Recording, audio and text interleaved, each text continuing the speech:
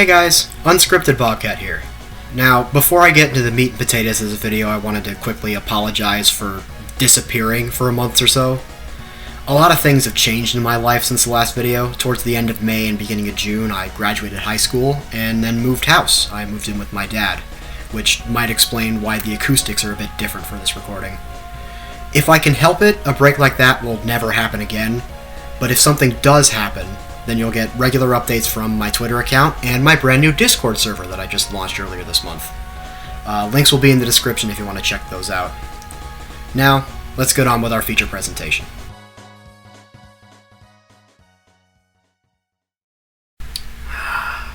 Greetings and salutations, and welcome to the land of the hypothetical. We spend a lot of time here. It comes at the end of every video, where I tell you what I think would happen if in a parallel universe. Usually these hypothetical situations last all of 3 or 4 years. Not a long amount of time if you really think about it. For this exercise, we stick around for longer. We have 15 years, from 1993 to 2007, to answer these questions. How different would the world of Formula 1 be if Forti Corse had a better 1995? What if the hand of God himself didn't strike down Simtek? What if Pacific was better prepared? What if the last 3 privateers were properly able to embark on their quest to be the very best, like no one ever was?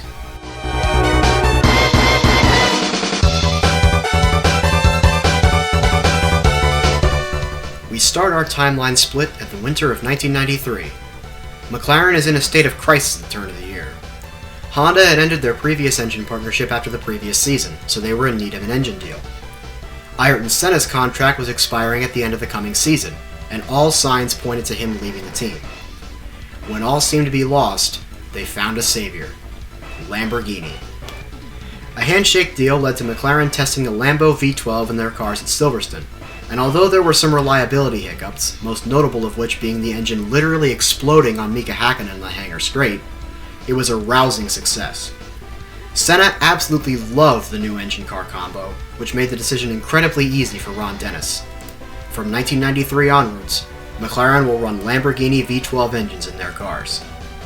Overjoyed by how things are going now in Woking, Senna gets a deal done with McLaren before the season, a 2-year contract extension through 1995. On the other side of the aisle for McLaren, Michael Andretti has taken up the second seat to drive alongside Senna. In other news, Gerhard Berger has taken a seat alongside Jean Alesi at Ferrari, as a replacement for the disgraced Ivan Capelli and a source of experience. Capelli moves over to Jordan to partner rookie Rubens Barrichello. Speaking of rookies, the rookie status rules have changed too. Instead of the previous rule of 2 Grand Prix starts, rookie status will expire the year after you make your first start.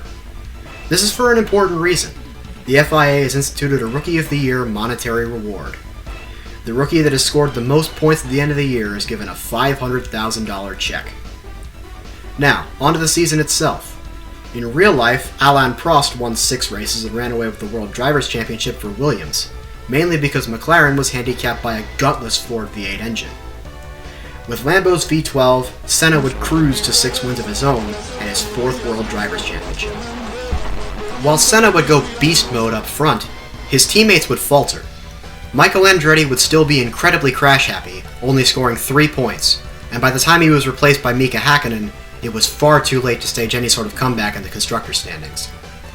Williams takes that honor, as Prost and Damon Hill combine to outscore Senna. Carl Wendlinger would win the inaugural Rookie of the Year race, putting up 7 points to Rubens Barrichello's 5, Michael Andretti's 3, and everyone else's 0. Outside of that, some diversions from the real-life timeline happen toward the rear of the field. The first involves Jordan. Coming fresh off a heart-shattering experience with Ferrari in 1992, where he was stuck driving a milk float of a car, subjected to the wrath of the most psychotic fan base in the entire auto racing sphere, many expected nothing less than a dud of a season from Ivan Capelli.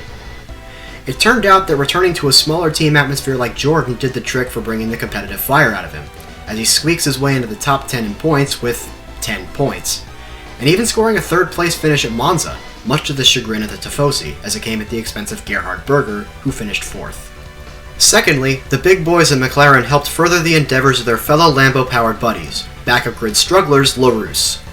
Some mechanics crossed over to the other side to give the French side pointers on how to set up the car with the engine in mind, and how to set up the engine itself. And with these changes, Philippe Alliot and Eric Comas combined to push LaRousse into the top 8 in the constructor standings. The money they get from these finishes will definitely come in handy in the future.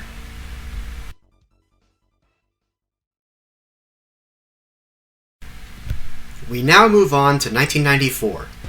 F1's technical regulations have taken a massive shift.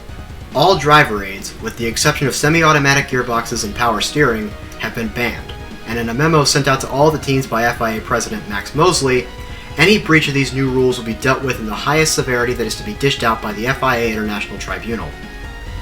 In driver news, Alain Prost and Riccardo Patrese announced their retirements from auto racing after the previous season had ended. Williams elects to replace Prost with their test driver, rookie David Coulthard. Benetton first hires JJ Leto to replace Patrese, but in a testing session in late January, JJ has a horrifying crash that crushes a vertebra in his neck. Incredibly inconvenient timing, with the season's beginning being 2 months away, alongside JJ's wife revealing that she was pregnant. After realizing that the injury was much more severe than expected, and wanting to spend time with his new family, against the betterment of his career, JJ requests and is granted his release from Benetton and takes the year off. To fill that void, Benetton promotes Jos Verstappen. In other news farther down the grid, BMS Scuderia Italia merges with Minardi to ensure survival and that everybody keeps a job, Lotus secures themselves some Mugen Honda engines, and LaRousse extends their engine deal with Lamborghini and designs their car around the engine. This rookie class looks to be absolutely stacked. Alongside the aforementioned Coulthard, Eddie Irvine gets signed to partner Rubens Barrichello at Jordan, Olivier Panis signs with Ligier, LaRousse replaces a retiring Philippe Alliot with Frank Lagorche, and Heinz-Harald Frentzen begins his first F1 season at Sauber. Outside of the rookie sphere, Christian Fittipaldi moves from Minardi to Footwork Arrows to partner fellow new arrival Gianni Morbidelli, and Lotus will split both cars in 2 ways. Pedro Lamy and Alex Zanardi will share one car 50-50, and the second car will be shared by Johnny Herbert and rookie Mika Salo. But the biggest bits of news by far are the dual debuts of Simtek Grand Prix and Pacific Racing. For their drivers, Simtek will field David Brabham and a 3-man timeshare of Roland Ratzenberger, Jean-Marc Gounon, and Domenico Sciatarella, while Pacific will field Bertrand Gachot and Paul Belmondo. In the wake of less injuries and death, the driver market in 1994 is much more stable. More teams finish the season with the same 2 drivers they started with. Roland Ratzenberger has a crash in qualifying for the San Marino Grand Prix, but exits the car under his own power and continues racing. Ayrton Senna survives the race and the season, as he's not at Williams. The biggest accidents are Rubens Barrichello's big smash in practice at San Marino, in which he was pronounced medically dead for 6 minutes but still got right back in the car the next weekend like a boss, and Carl Wendlinger's accident at Monaco that put him into a coma. At the end of the year, Williams sweeps. Damon Hill takes the World Drivers' Championship, and Williams takes the World Constructors' Championship, and David Coulthard takes Rookie of the Year. Now, I hear some of you asking about Benetton and Michael Schumacher. Why are they MIA here? 2 words. Option 13. It was suspected that Benetton was running launch control on their cars as early as Okayama, and the paper from Charlie Whiting that basically all but proved that they did have an illegal driver rig on the car was released after Hockenheim. With Senna still alive, the matter was pressed further, and after the Belgian Grand Prix, a punishment deemed proper by the FIA Court of Appeal was finally reached. After the smoke cleared, Benetton was disqualified from the entire 1994 season, stripped of all their constructor points for that year. Flavio Briatore and Tom Walkinshaw were forced to sell their stakes in Benetton and Ligier, while Ross Brawn was banned through the end of his contract with Benetton in 1995. Benetton hemorrhages designers and staff in between seasons. A majority of them moved to fellow Renault-powered team Williams, while a few important members of staff were reported to have moved to Ligier and McLaren. All seems lost for Benetton now.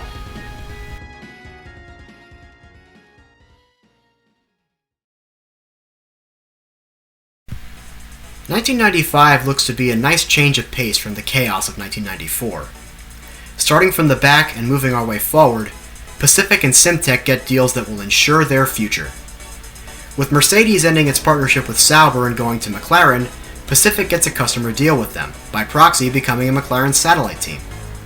Alongside this new Mercedes deal, they get a sponsorship deal with British American Tobacco to run the logos of their American brand Cool on their cars.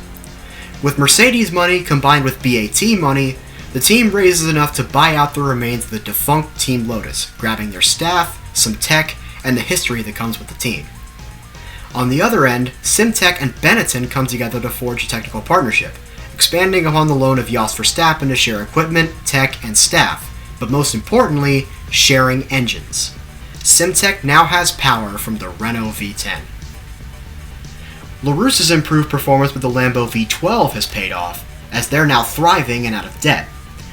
We see them lasting in this series for a very, very long time.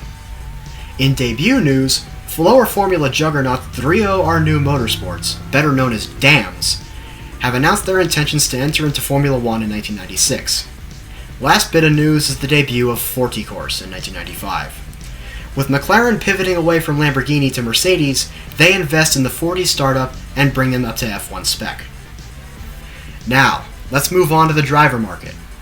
Johnny Herbert takes Jos Verstappen's old ride at Benetton, just like in real life. Ivan Capelli gets a full-time ride at Sauber after a stellar relief effort in place of Karl Wendlinger.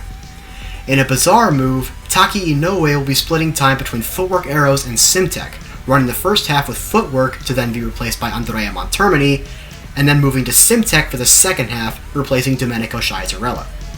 For our three brave heroes, Pacific sticks with Bertrand Gachot, but in to replace Paul Belmondo is Mercedes factory driver Bernd Schneider, looking at his last shot in Formula 1.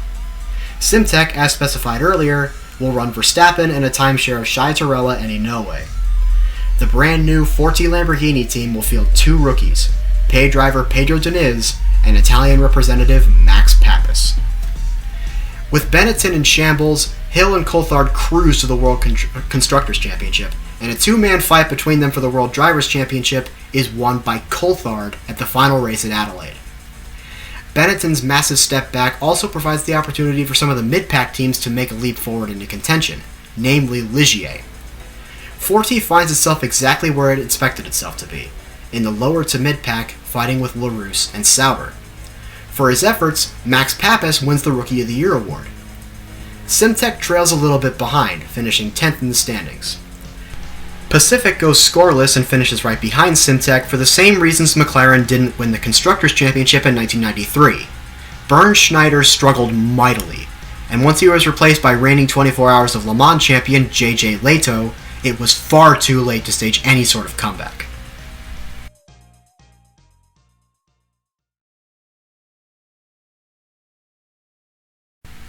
On to 1996 now. We're going to be here for a while covering all of the preseason news. The biggest storyline in the winter of 1996 was what news pundits were calling the scramble for Senna. His McLaren contract expired after the 1995 season, and he made it clear that he was not going to re-sign. His main gripe was that he did not agree with the decision to switch to Mercedes power when the Lamborghini engines worked just fine. He was willing to give it a shot at the beginning of the year, but when it proved unreliable, he wanted nothing to do with it. In his mind, why fix what's not broken? He announced at the end of the season that he was going to go to whichever team paid him the most money. That team ended up being, drumroll please,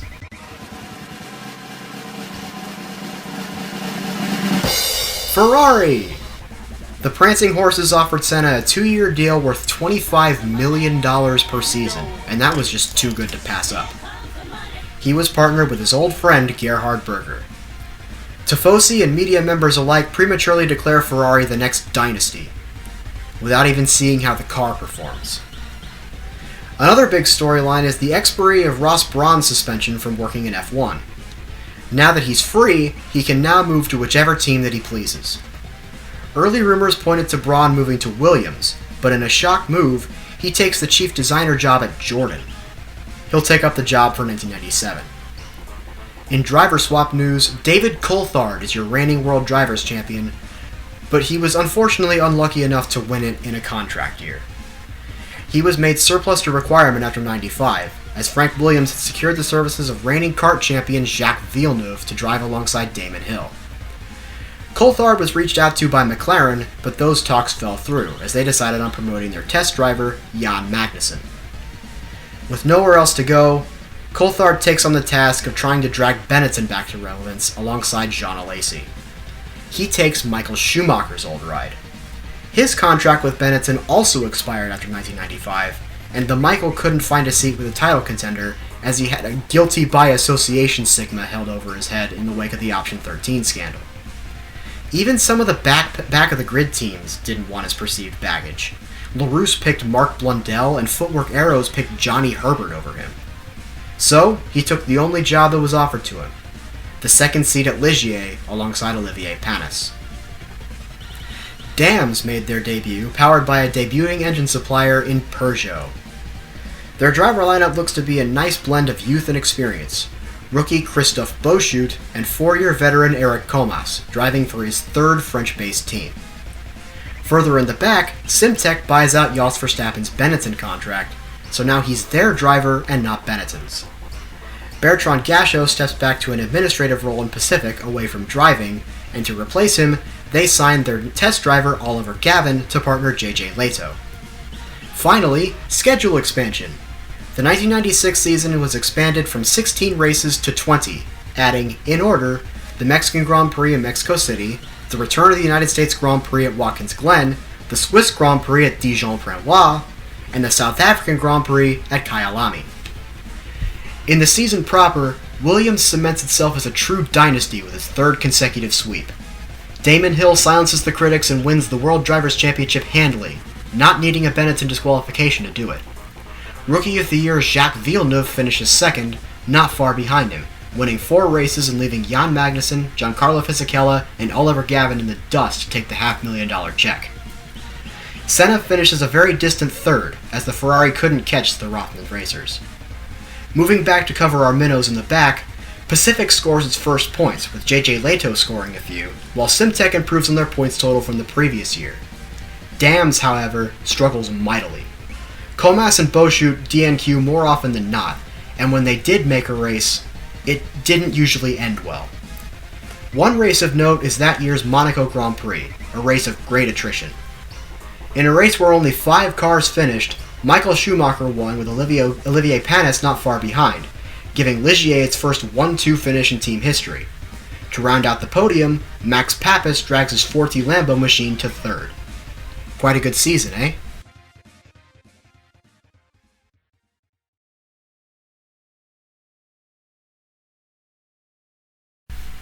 (1997) Renault has decided that this will be its last year as a factory engine supplier, and has told the 3 teams that it supplies that it wants to see one of its factory drivers in Formula 1 for its last year. Williams, Benetton, and Simtek had the opportunity to pick one of 3 drivers. There was the raw talent pick of Jean-Christophe Bouillon, who had been Williams' test driver in 1996.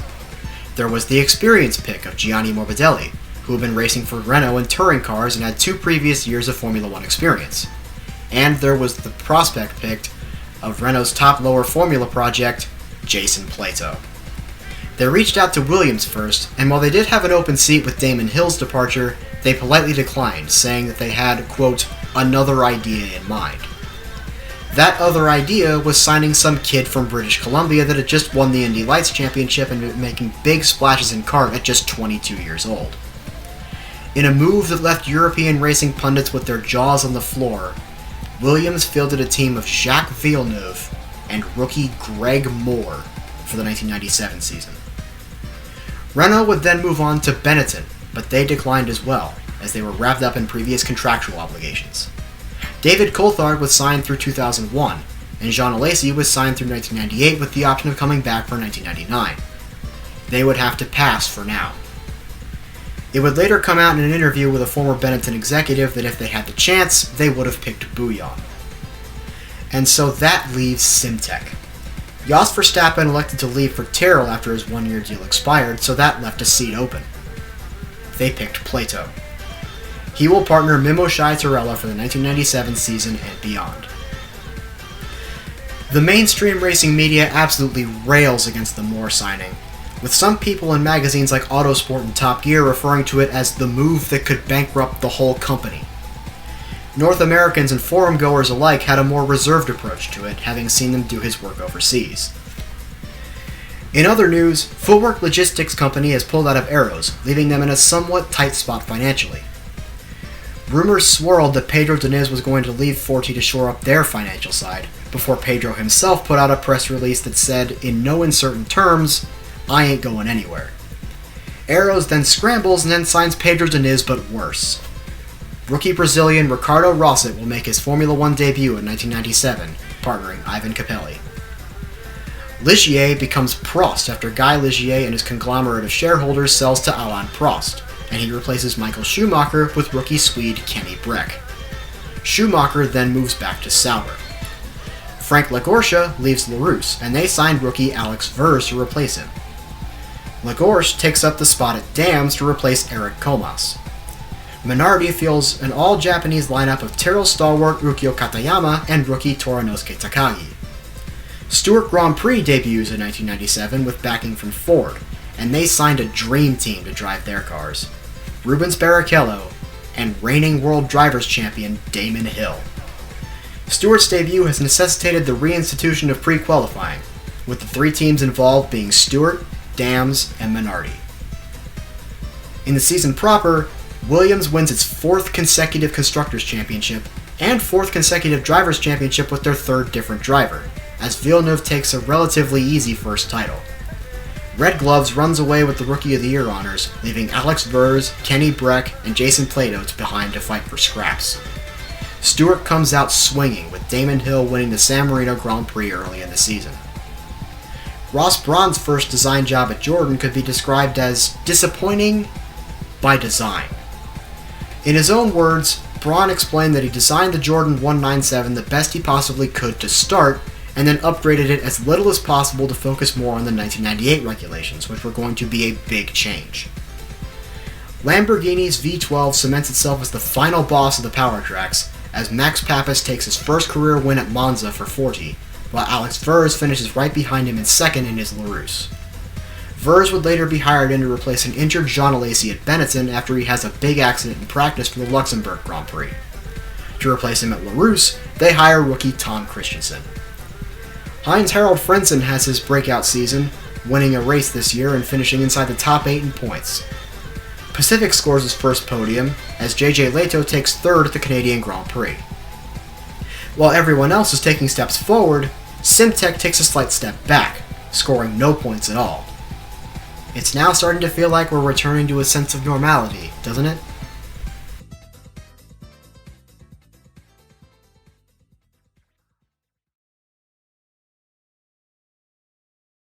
"1998 was characterized by the massive change in technical regulations, mainly because it scared off Ayrton Senna. Both Ferrari drivers decided to leave Formula 1 because they didn't like the way the new cars drove. Gerhard Berger straight up retired, but Senna decided to look elsewhere for a job. His landing point? Team Penske. He liked what he ran in the kart testing session he took 6 years prior, and after another 3 tests, a road course test at Wild Horse Pass and 2 oval tests at Nazareth and Michigan, he decides to enter the kart scene. What better shot across the bow in the ongoing American Open Wheel Civil War than securing the best driver in the world for your side?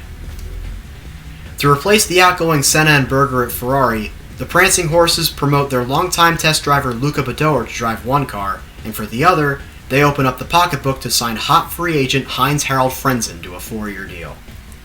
Tifosi and media members alike prematurely declare Ferrari the next dynasty, without even seeing how their car performs.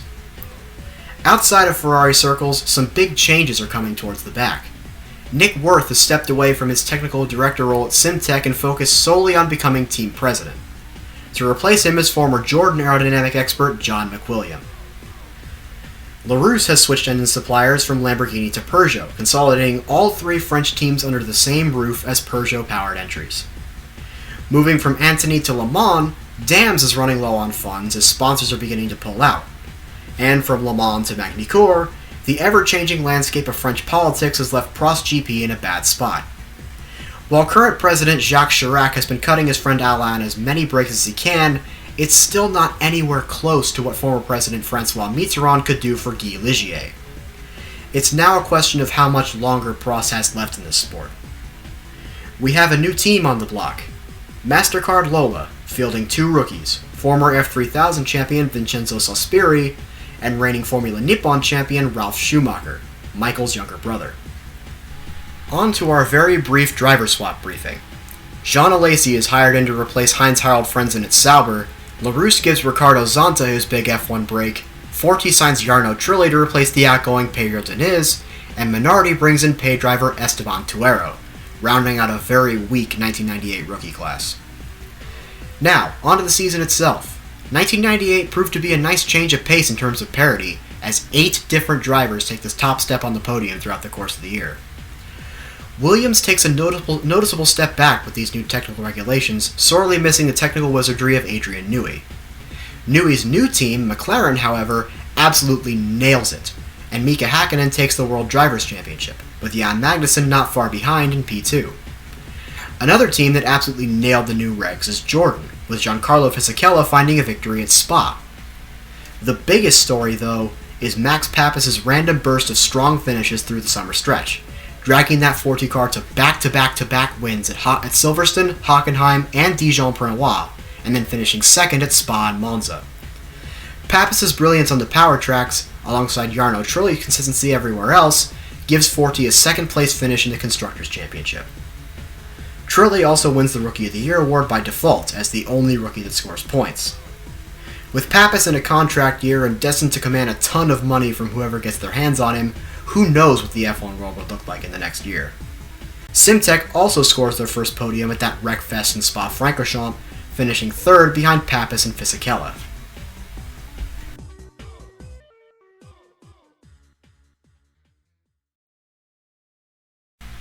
Now it's time to party like it's 1999.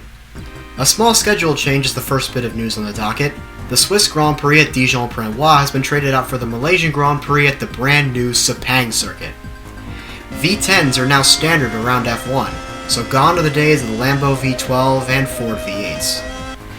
In a shocking twist, Heinz-Harald Frentzen has his Ferrari contract terminated by mutual consent, essentially quitting the team.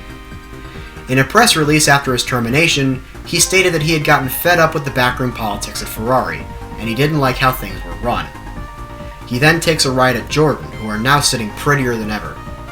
Alongside bringing in Frentzen, they've secured an engine deal with Honda and retained Ross Brawn's services for a long-term deal. Honda is also rumored to be forming their own team through the previous season, with Jos Verstappen recorded whipping a test mule around Suzuka. With the jig up, they straight up announced they were going to enter in the year 2000. In other news, Dams declares that 1999 will be their last year in Formula 1, as they are now almost completely out of money. To shore up financials, they throw in a rookie with a lot of money that was entirely too raw to be making his first starts in Formula 1. 24-year-old Stefan Sarrazin. Arrows is also hitting financial difficulties without much hope for the future. Tyrrell has been bought out by Craig Pollock and British American Tobacco and renamed to BAR. They had originally reached out to Honda to supply engines for them, but with Honda confirmed to be forming their own team, they don't have enough leftover manpower to supply anyone other than Jordan, so BAT scrambles and brings in another newcomer in Toyota to supply.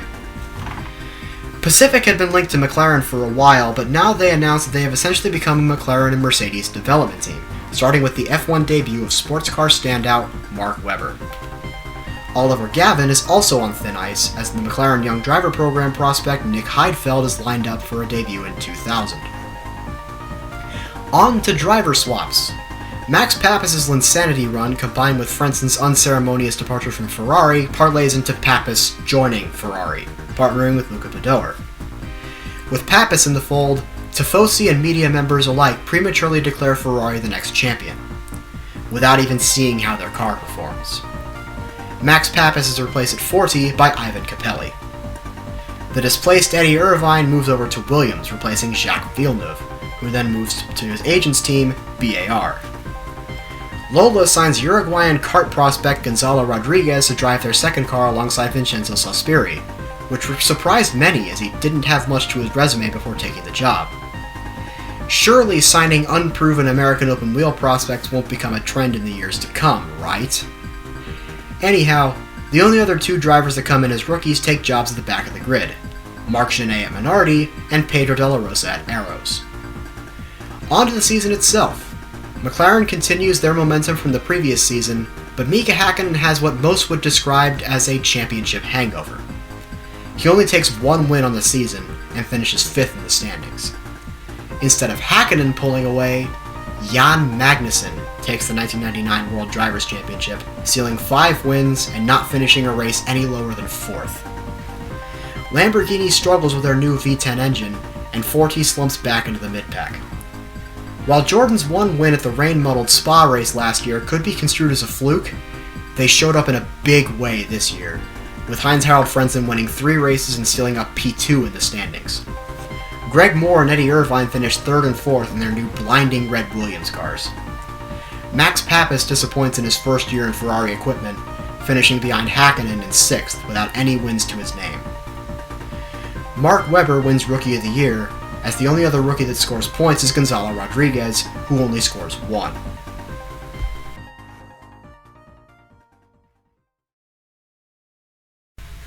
We move on to the turn of the millennium.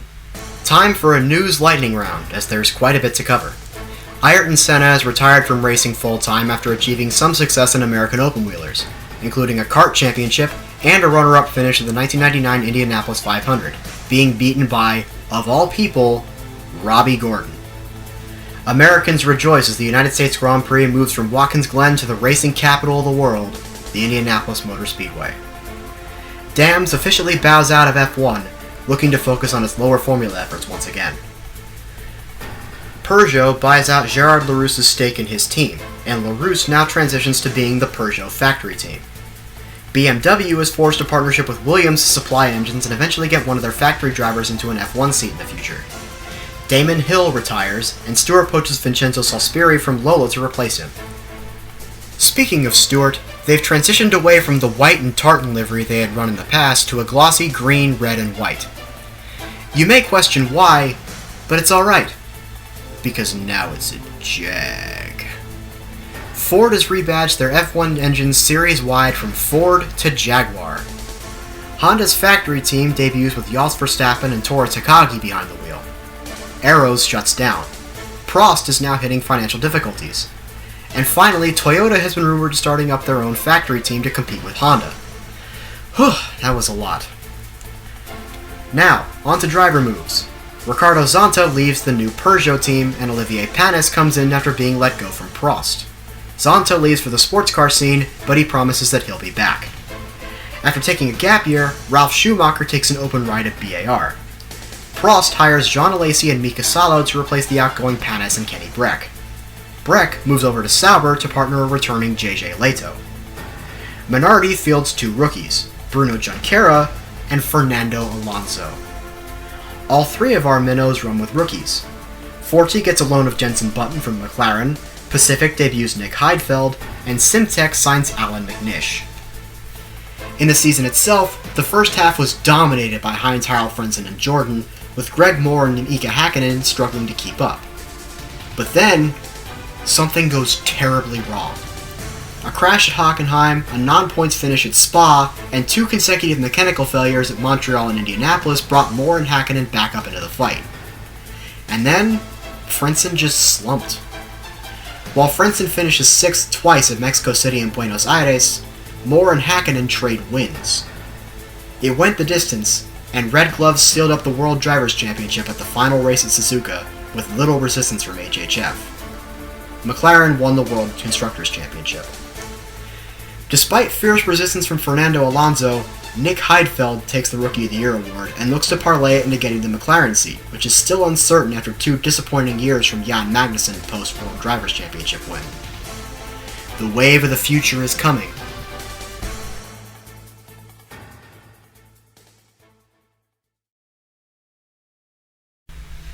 "2001 starts with a bombshell. On New Year's Day, Renault announces that they're coming back. 2001 will be Benetton's last year under that name, as they've been bought out and will become the Renault factory team. To celebrate, they break the bank. Alex Verz is out, and Michael Schumacher is in. Fernando Alonso has been hired as their test driver and is slated to replace David Coulthard. They've also hired a lot of aerodynamic experts and designers to improve the car's performance. Somehow, Prost GP is still alive. Like a persistent old man, It's deathly sick, but just refuses to kick the bucket. They've brought in pay driver Gaston Mazzacane to ensure their survival for at least the 2001 season. Toyota's factory team rumors are confirmed, and they already have 2 drivers announced. Alan McNish and Mika Salo will drive for Toyota when they begin operations in 2002. Kart gets 2 F1 converts, one bigger than the next. Firstly, Simtek legend Domenico Sciatarella moves on from Formula 1 and signs a deal with Team Rahal. The other is much bigger. Greg Moore decides that he wants to go back home and race in kart, and Williams allows him to. Moore goes to Chip Ganassi Racing, and in return, Williams gets Juan Pablo Montoya his big break, like they wanted to the previous year. Sauber brings in Kimi Räikkönen for his first season. Honda demotes Tora Takagi to test driver in exchange for rookie Takuma Sato. Ferrari and Jordan make a trade. Luca Badoer makes his way to the Buzzin' Hornets in exchange for Giancarlo Fisichella. Going back to our minnows, Pacific and Forti keep the same lineup, but Simtek replaces Mimo with JJ Leto. 2001 looked to be a repeat of the previous year. Frentzen pulls away early, but hits a snag down the stretch and lets Mika Hakkinen and Michael Schumacher back into the fight. From Montreal to Interlagos, Mika and HHF trade wins back and forth, in the process mathematically eliminating the Michael until the final race at Suzuka. All seemed lost for Frentzen as Mika was far and away going to win and take the championship with him. But then, a miracle. A late race yellow for a crash between Vincenzo Sospiri and Pedro Della Rosa bunches the field back up. Frentzen makes a ballsy last lap pass on Hakkinen for the lead to steal the championship for him in dramatic fashion. McLaren sealed up the Constructors' Championship at Suzuka, but the Drivers' Championship ends in heartbreak. In the background, JPM finishes 4th and snags Rookie of the Year. Imagine telling people in 1993 that Jordan would end up winning a World Drivers' Championship in 8 years.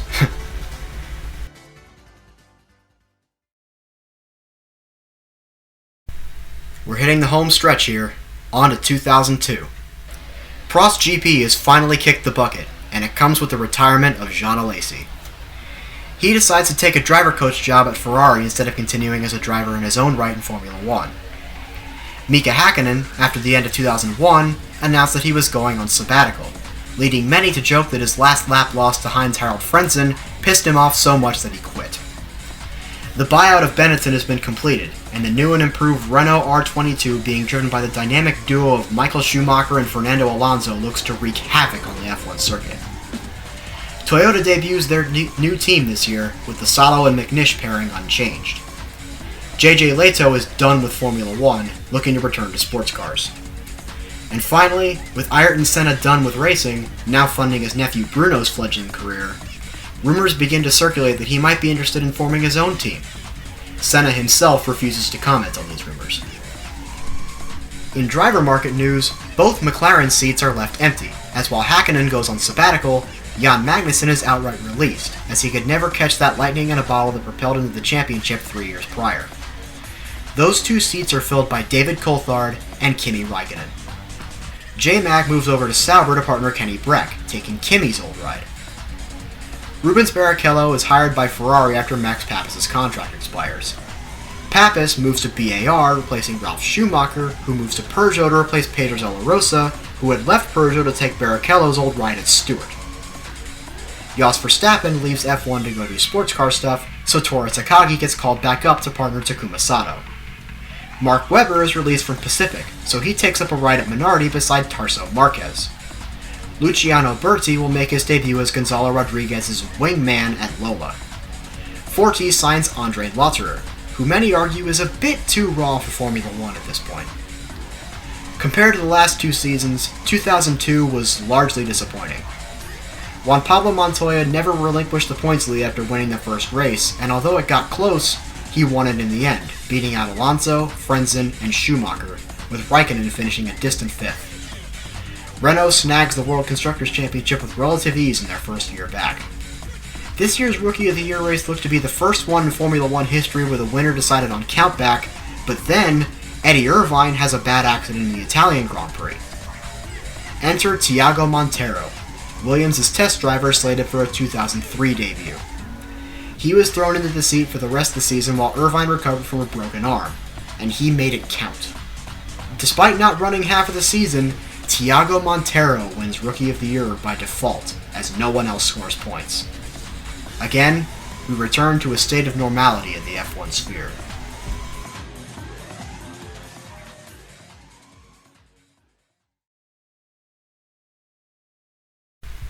2003's preseason was a bit calmer than in the past. Eddie Irvine retired after his arm injury the previous year. Max Papis was fired by BAR without a public explanation, leaving folks scratching their heads. Not even Max said anything about it. Rumors of new teams were swirling throughout all of the offseason, the most interesting of which being RSM Marco, being bankrolled by Dietrich Mateschitz and Red Bull. Moving on from rumors and into confirmations, Ayrton Senna is indeed founding his own team, called Senna Grand Prix, and he confirmed that he would run Lamborghini V10 engines and would field an all-Brazilian lineup, with one of the drivers being a returning Ricardo Zonta. The other is to be determined at a later date. The driver market was incredibly stable too. Tiago Montero was put into the Williams team permanently from 2003 onwards, Mark Webber moved to Jordan to replace the retiring Luca Badoer, Jos Verstappen goes to BAR to replace Max Papis, Papis then moves to Stewart, and Alan McNish leaves for the American Le Mans Series. So Ricardo Zonta takes a one-year deal at Toyota to hold him over until Senna GP is ready. In terms of other rookies, Justin Wilson signs with Minardi, Felipe Massa signs with Forti, and Anthony Davidson signs with Pacific. Overall, nothing special. Juan Pablo Montoya goes back-to-back, the first back-to-back of this whole hypothetical. Renault also goes back-to-back in the Constructors' Championship, as was expected. Felipe Massa leaves everyone else in the dust in the Rookie of the Year race as Lambo finally nails their V10 and Forti rises back up into the upper midfield, right where they were with Papis behind the wheel. Simtek scores their first multi-podium season, with both podiums scored by Vincenzo Sospiri. Overall, a nothing burger of a year. Let's move on.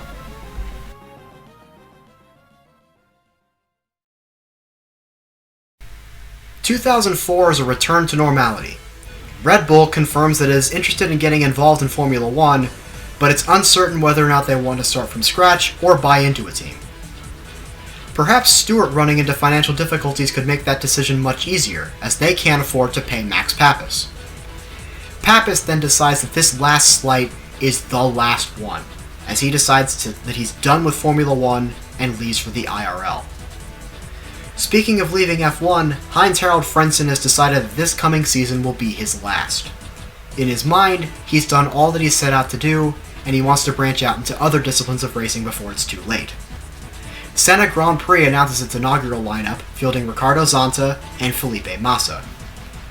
Lastly, there are rumors that General Motors, under the banner of their base brand Chevrolet, could be entering as an engine supplier. They would mark the 9th engine supplier that's on offer in Formula 1. The 2004 driver market has a big shakeup. Nick Heidfeld moves from Lola to BAR. Mark Webber moves from Minardi to Jordan to partner HHF on his farewell tour. Stewart replaces Max Papis with Alex Verz, who would command less money. Forti signs rookie Timo Is That Glock to replace the outgoing Felipe Massa, who, as mentioned earlier, is going to Senna's team. And finally, a few mid-pack to back-of-grid teams went USA crazy, with many converts from CART and the IRL making their first bids at the F1 Championship. Minardi secured the services of 2001 Indy Lights champion and former F3000 driver Townsend Bell to drive alongside Justin Wilson. Toyota picked up Ryan Briscoe, who had threatened to leave for America and take a ride with Chip Ganassi. Lola fielded a double CART convert lineup of Scott Dixon and Cristiano D'Amata. Time will tell whether or not these were good decisions. Ferrari built an absolute rocket of a car in 2004. Tifosi and media members alike were prematurely declaring them the next champions. And this time, they were absolutely right. This is what happens when you wait to see what the car looks like before making any bold predictions. Giancarlo Fisichella and Rubens Barrichello comfortably finished 1-2 in the WDC, and the World Constructors' Championship is locked up by round 12. Despite some impressive showings from Timo Glock, Forti's car was just too unreliable, and that allowed Cristiano D'Amata to take the Rookie of the Year honors. Felipe Massa impresses in their first showing for Team Senna, scoring several podiums and even lucking his way into the win in Indianapolis. Forti contends for wins, Pacific is kinda there, and Simtek struggles mightily in 2004. They had to grapple with what the team called errors in car design, which, translated from legalese, meant the car was about as aerodynamic as a Cadillac Escalade. They scored no points that year. Time will tell if Ferrari does end up becoming the next dynasty.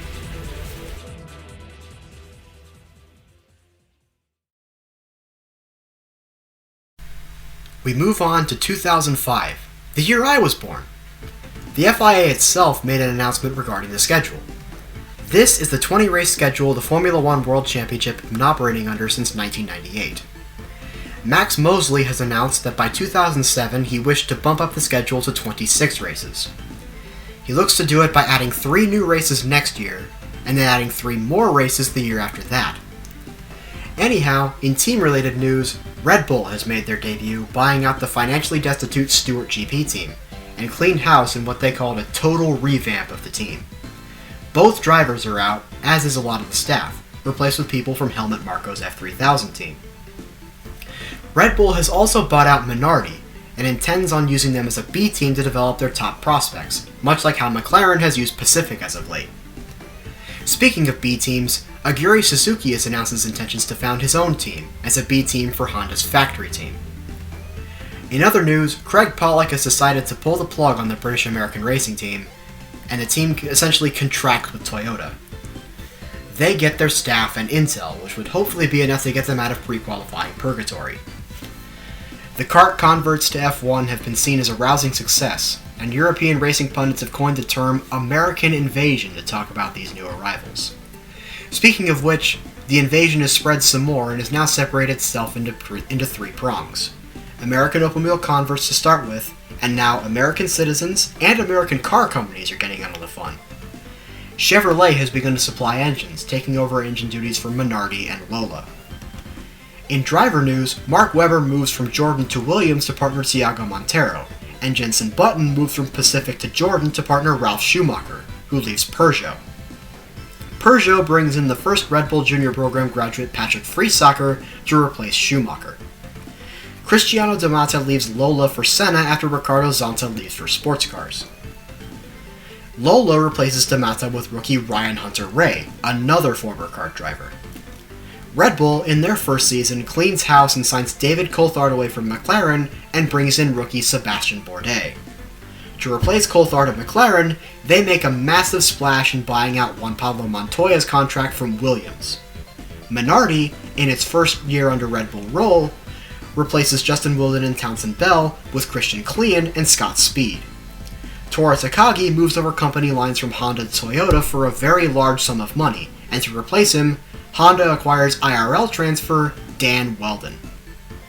Let's look back at the 3 teams we started with. After Timo Glock moves from Forti to Sauber to partner Tanny Breck, they hire returning Luciano Berti. Pacific lost Jenson Button, but then replaced him with a hell of a poach from Renault's junior team. Welcome to Formula One, Jose Maria Lopez. Townsend Bell moves from Minardi to Simtek to partner the ever-reliable Jason Plato. After a lot of teasing, Renault finally gets their time in the sun, performing the sweep. Fernando Alonso secures his first World Drivers' Championship, and Nando and Schumi combine to lock up the World Constructors' Championship. Dan Weldon shocks many by beating Pachito Lopez to the Rookie of the Year honors. Simtek rebounds in a massive way, coming out of nowhere to finish 4th in the Constructors' standings, beating out McLaren. We're coming to the end now. Hold tight.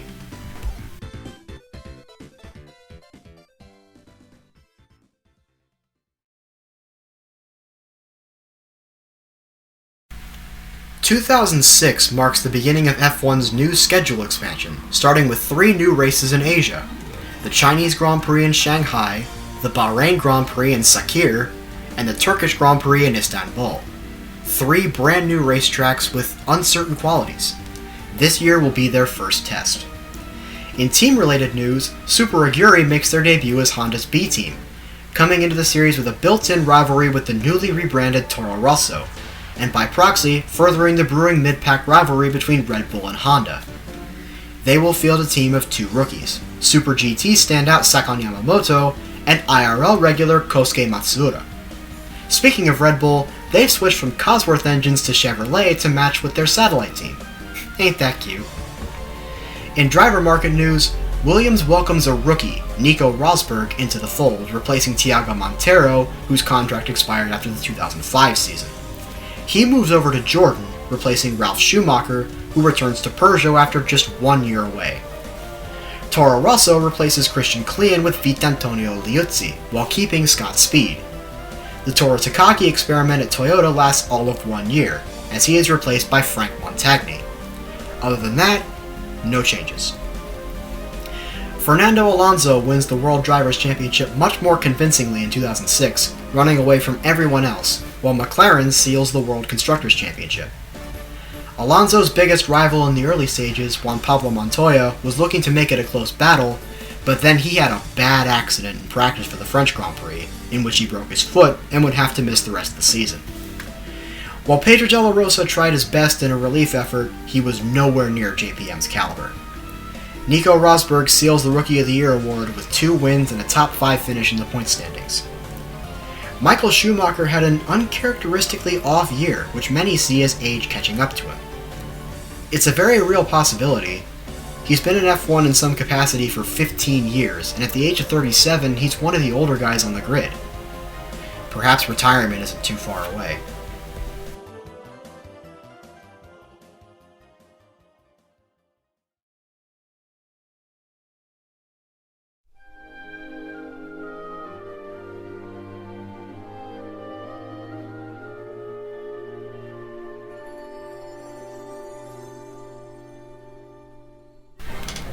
Welcome to the final year of our adventures, 2007.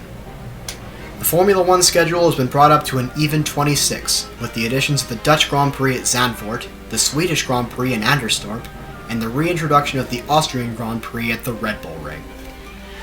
The biggest bit of news in the winter of 2007 is the retirement of Michael Schumacher. After 15 years and many race wins over his entire F1 career, he hangs up the helmet without a single World Drivers' Championship to his name, leaving many to wonder what if. Juan Pablo Montoya has his contract with McLaren terminated by mutual consent, as he's set his sights on something different: NASCAR.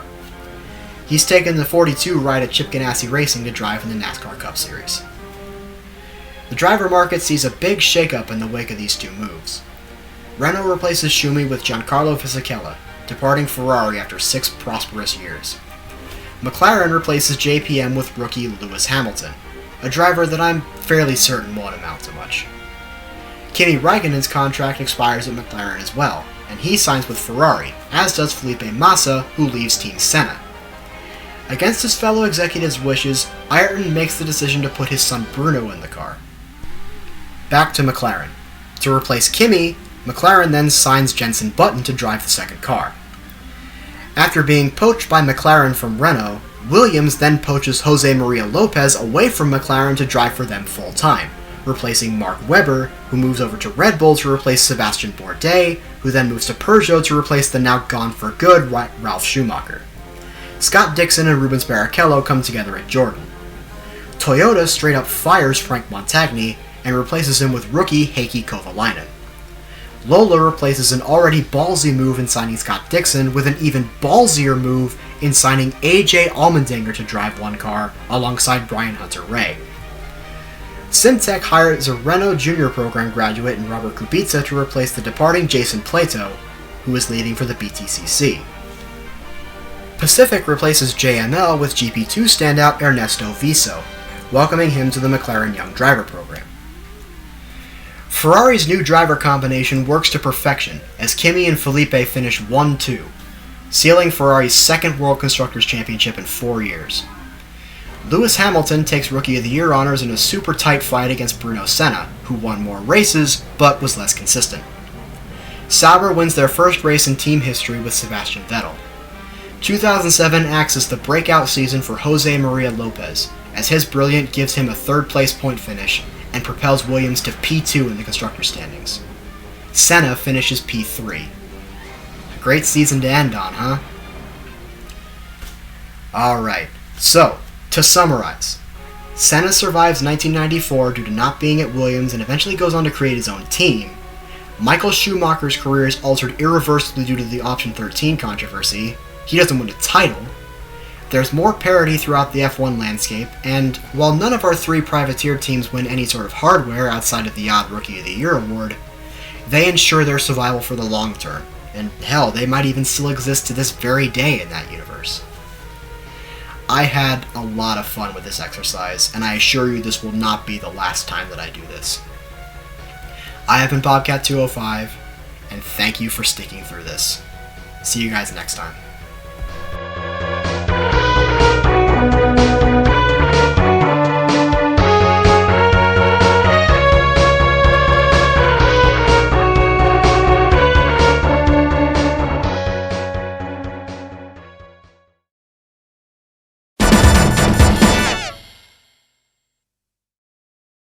In the background, JPM finishes 4th and snags Rookie of the Year. Oh, for God's sake!